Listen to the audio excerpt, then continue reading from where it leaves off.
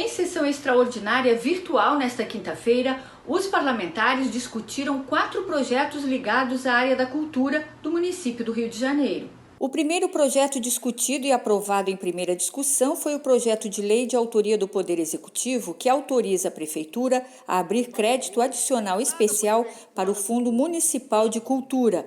Os vereadores se manifestaram sobre o projeto. Essa é a pedra fundamental que foi tomada pela dianteira do Poder Executivo Municipal, de tal forma que fosse viabilizada a transferência. Porque justamente ao ler a lei federal, você repare que já existe a autorização legal, tanto para a questão de manutenção dos projetos culturais, quanto para a questão de transferência de renda para o setor. Medida essa que, como eu falei, foi recentemente sancionada pelo presidente, e de tal forma que a gente chega hoje aqui nessa sessão para poder aprovar esse crédito suplementar, para poder colocar isso na prática. Eu queria cumprimentar, o governo municipal, que encaminha esse projeto que viabiliza a chegada de recursos. E depois, presidente, eu queria colocar algumas questões que são questões voltadas para a humanidade. Quero citar os dados aqui, para a gente não falar de números evasivamente. Nós estamos numa realidade, no nosso país, que é uma realidade nunca antes vista, uma realidade muito dura. Para se ter uma ideia, no boletim de hoje, às 13 horas, nós temos no Brasil 75.697 mortes. Nós temos 7.500 mortes. E tenha clareza, pessoal que está nos assistindo pela TV Câmara, tenham clareza de uma coisa. Se não fosse a resistência de alguns e de muitos para insistir com a importância do isolamento social, nós hoje teríamos um número de morte muito maior. O projeto de lei de autoria do vereador Tarcísio Mota e coautoria de vários vereadores, que dispõe sobre políticas emergenciais para o setor da cultura no município durante a pandemia da Covid-19, foi adiado por uma sessão. O projeto de lei de autoria do vereador Raimon, que cria, no âmbito da cidade do Rio de Janeiro, o programa de transferência condicionada de renda, Cartão Família Carioca, foi considerado antirregimental pela Comissão de Justiça e Redação. O projeto de decreto legislativo de autoria do vereador Rafael Aloysio Freitas, que regulamenta a desvinculação das receitas do município em 2020, foi aprovado em primeira discussão e retornará em segunda votação. O projeto de lei da criação do incentivo fiscal para a cultura, ele é um projeto liberal, primeiro, antes de mais nada, e por ser liberal, ele é um projeto que não é de esquerda, né? E a gente não está falando de ideologia aqui de jeito nenhum.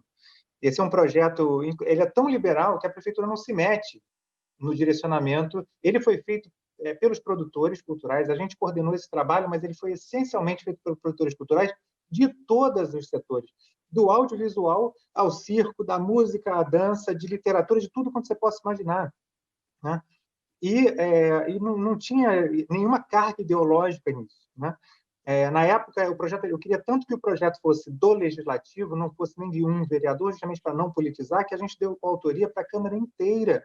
E a Câmara inteira, lógico, tem vereadores aqui, eu tenho certeza que teriam assinado, mas não entraram naquela legislatura, mas todos, praticamente, daquela legislatura entraram. Nosso compromisso, de muitos de nós que estamos aqui, com a cultura, não se mede na autoria de um projeto. Nosso compromisso com a cultura vem de longe, vem de um compromisso de vida, vem de um compromisso de muito tempo, associado à questão da educação e da cultura. A gente segue na luta. A gente segue na luta porque a gente sabe que é a luta que é capaz de mudar a vida, de construir um futuro melhor para todo mundo, né?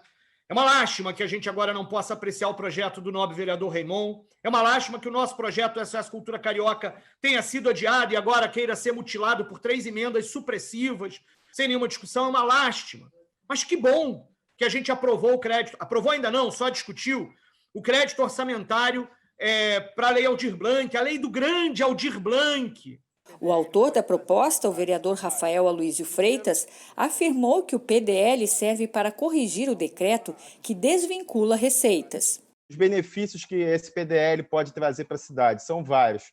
Primeiro, A gente sabe que vários produtores, vários organizadores de eventos estão com dificuldades porque tudo aquilo que foi consolidado ano passado com os editais e com a lei orçamentária, com o ISS, agora não está sendo pago. Então, o objetivo é justamente conseguir garantir o pagamento desses recursos para a continuação do pagamento desses projetos que vão ser executados no ano de 2020. Muitos desses projetos são importantíssimos, são de continuidade e eles chegam a locais onde a prefeitura hoje não tem braços para chegar. Então, essa é uma das importâncias da gente conseguir votar esse projeto.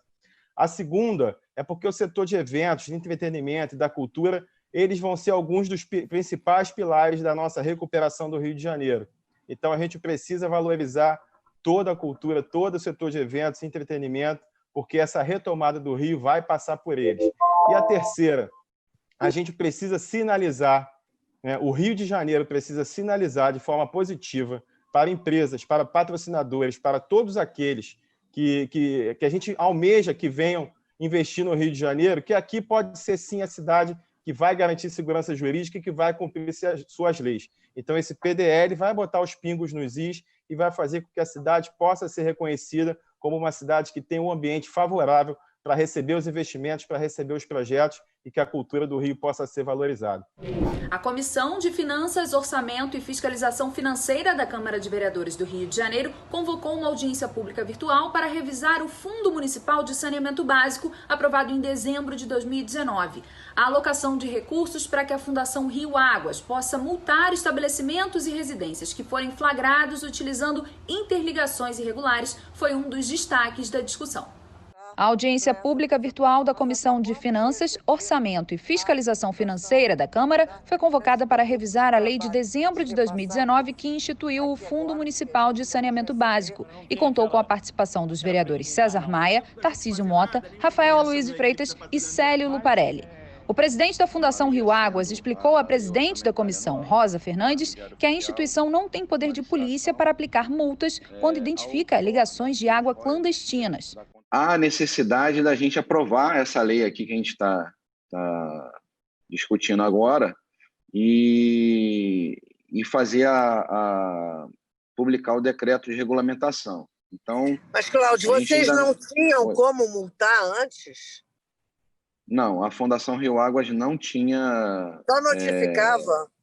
Só notificava, montava um processo e encaminhava ou para a conservação ou para o meio ambiente, mas que efetivamente a gente não tem aquela codificação que existe do DARM e tudo mais, que a gente está vendo isso.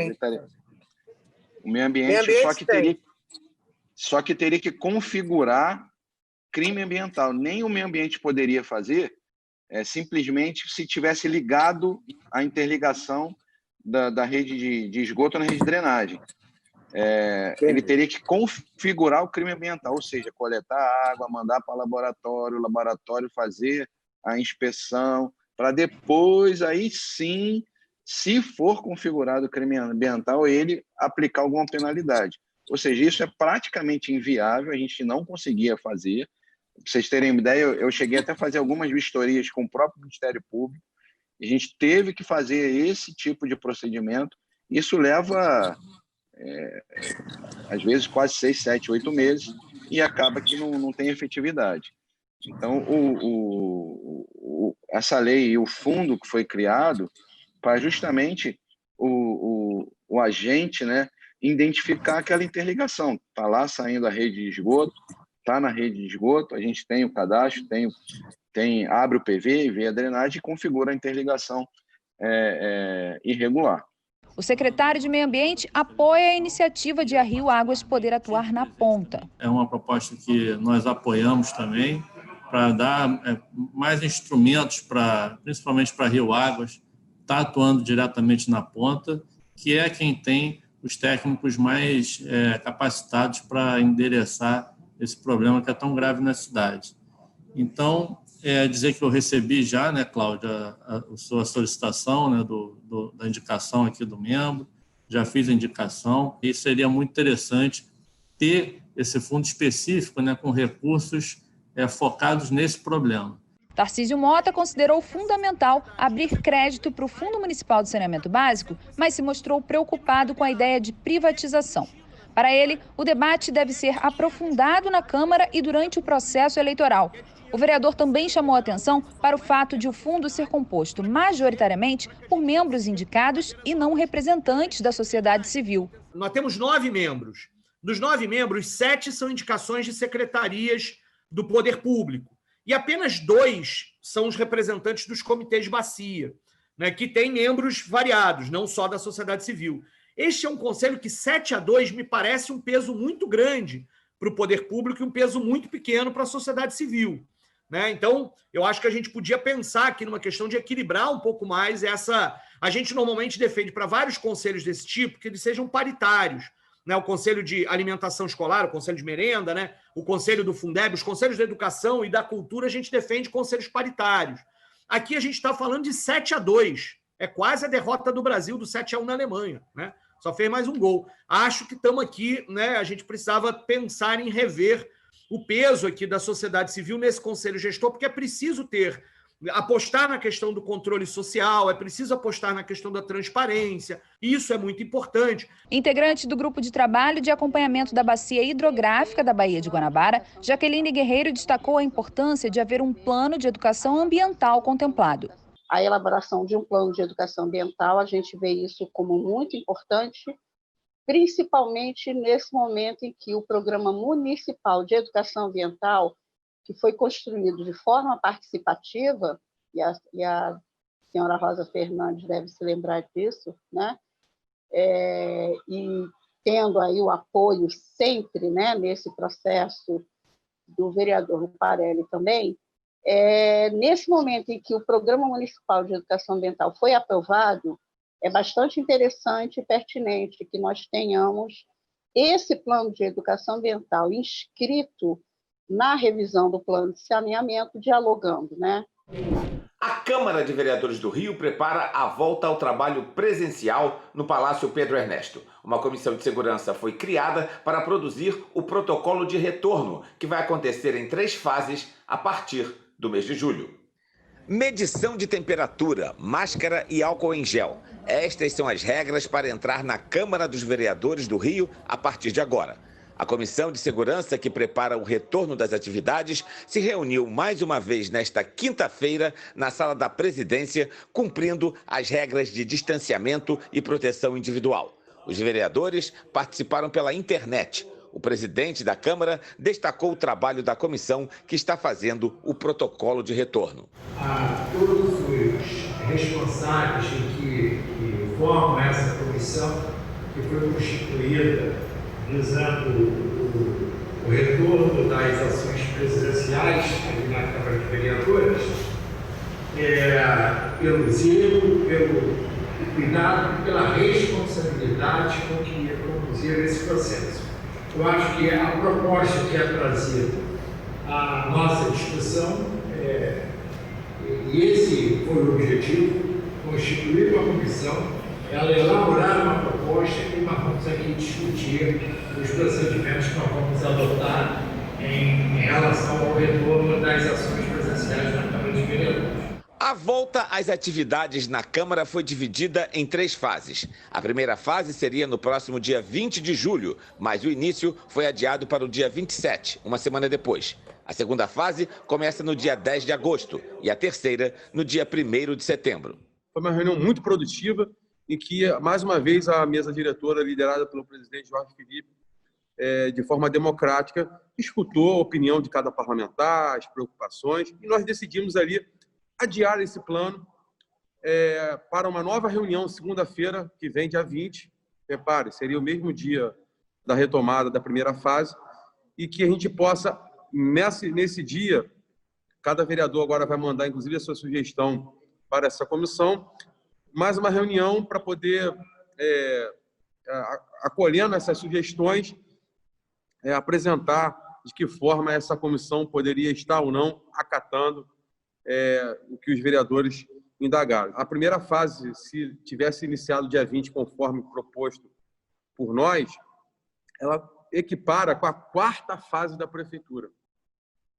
E a segunda fase se equipara já chegando na 5ª fase. Então, a gente está trabalhando de forma bem restrita mesmo e dando, sim, todos os cuidados perante, esclarecido pela Divisão de Saúde e pela Divisão de Incêndio e Pânico pelo Coronel Roma. A reunião marcada para a próxima segunda-feira, dia 20 de julho, vai bater o martelo sobre o dia exato da volta ao trabalho na Câmara. De acordo com o protocolo, na primeira fase, só 1/4 dos funcionários vai retornar. No primeiro momento, nós teríamos somente a presença de 25% do quantitativo de servidores, servidores estatutários, servidores terceirizados, estagiários e qualquer outra empresa que trabalhe dentro da Câmara, para 25%. Estarão terminantemente proibidas as visitas educativas, visitas turísticas aqui na Câmara. O plenário estaria fechado, vários setores fechados na casa, né, de forma presencial, e teríamos esse grupo de 25% nas áreas administrativas. Na atividade da Rio TV Câmara, por exemplo, não teríamos externas, né? Estaríamos sem externas nesse primeiro momento. Teríamos um redimensionamento da lotação dos elevadores, né? Teríamos vários outros setores que teriam as suas limitações e, principalmente, uma coordenação de ações para os diversos setores desta casa. No segundo momento, no dia 11, nós já teríamos uma lotação máxima de até 40% nos seus diversos locais, né?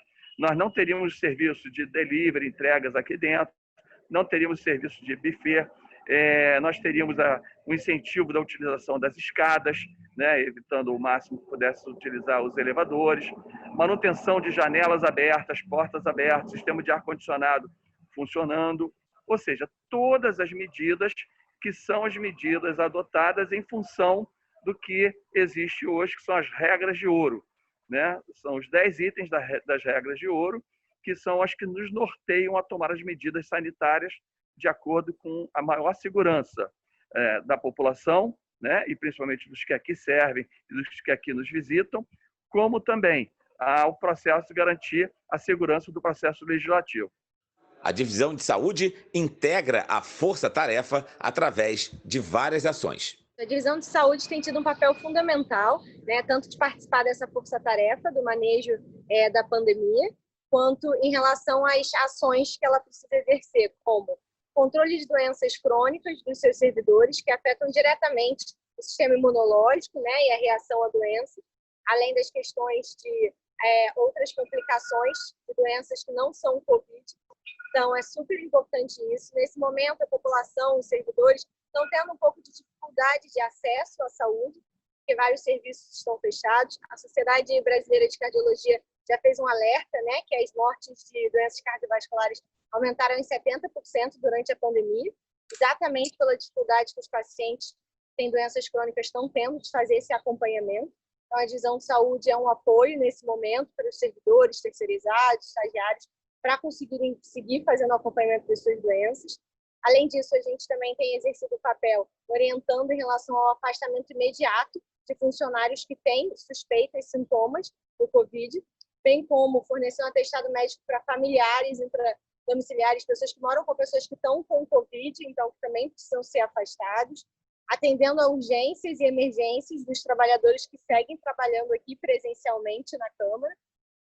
E quando a gente começar o processo com a variação de temperatura das pessoas ao entrar na casa, também fazendo a orientação das pessoas que tiverem a temperatura elevada. Os funcionários que estiverem retornando ao trabalho vão ser testados? Não, a testagem ela não é indicada para ser feita com todo mundo, não só por conta da acurácia, que é muito baixa, né? A gente tem testes rápidos, nesse caso seria o PCR, para ver transmissão, tem uma acurácia muito baixa, tem índices falsos positivos, falsos negativos juntos, chegam a 70%, isso não está indicado, seria algo que a gente teria que fazer, imagina, todo dia para todos os funcionários que entram e saem da casa, seria algo que não é viável. O que a gente tem que fazer, o que a gente tem feito de evitar, fazer toda a prevenção possível em relação a todos os riscos de propagação do Covid, seja eles através da utilização de máscaras, através de toda a desinfecção das superfícies que está sendo feita com as limpezas, que estão sendo feitas no início do horário de trabalho, 3 horas depois, ao final do horário de trabalho. A gente está colocando álcool gel em toda a casa. A gente já colocou hoje, já tem 70 dispensas pela casa, estão chegando mais dispensas ainda para a gente colocar. A gente está com abastecimento de álcool gel, está fornecendo álcool líquido para o pessoal da limpeza, já foi feita a desinfecção também pela Marinha. Então, é uma soma de medidas, junto com a fiscalização das pessoas estarem utilizando a máscara de forma correta, associada à orientação, né, de todo mundo em relação a como deve se comportar, evitar de fazer contato físico, evitar de tocar nos olhos, passar álcool gel frequentemente. Então, todas essas medidas que, de fato, evitam a propagação do Covid. A cidade do Rio começa mais uma etapa de reabertura. Alguns pontos turísticos voltam a abrir, mas com restrições. A fase 4 da reabertura trouxe algumas novidades. As lojas de comércio de rua e de shopping podem funcionar com 2/3 da capacidade. O mesmo se aplica aos estacionamentos. Prevista para essa fase, as escolas permanecem fechadas, mas a grande notícia é para o setor de turismo. Os pontos turísticos estão abertos com capacidade simultânea máxima de 1/3, desde que não ultrapasse a regra de 4 metros quadrados por pessoa. As medidas adotadas de afastamento social, uso da máscara, uso do álcool gel e evitar aglomerações e, sobretudo e principalmente, proteger os idosos e as pessoas com comorbidade, tem feito com que as curvas caiam de uma maneira, eu diria, vertiginosa. Mas é importante lembrar que o Cristo Redentor e o Pão de Açúcar não se encaixam nessas medidas. A fase 4 ainda contempla a abertura de feiras de artesanato somente para produtos de artesanato, vedada a comercialização de alimentos e bebidas e com barracas alternadas. Também estão autorizados os esportes coletivos, de segunda a sexta, em quadras nas praias e lagoas. Já estão abertos os estacionamentos da orla. A Prefeitura anunciou que vai criar bloqueios em 4 pontos da cidade para evitar aglomerações. Rua Dias Ferreira, no Leblon, Rua Nelson Mandela, em Botafogo, Avenida Olegário Maciel, na Barra da Tijuca e Praça Vanhargem, na Tijuca. Nesses polos, a população está tendo um comportamento, de aglomeração maior e é preciso uma fiscalização na rua mais incisiva para que isso não comprometa atividades de bares e restaurantes nesses locais. A Prefeitura anunciou que vai desmontar 200 leitos do Hospital de Campanha do Rio Centro. Vai passar de 500 para 300, sendo 100 de UTI. Em nenhum momento nós alteraremos o número de leitos de CTI, pois eles são fundamentais para qualquer recrudescimento, para qualquer retorno da doença.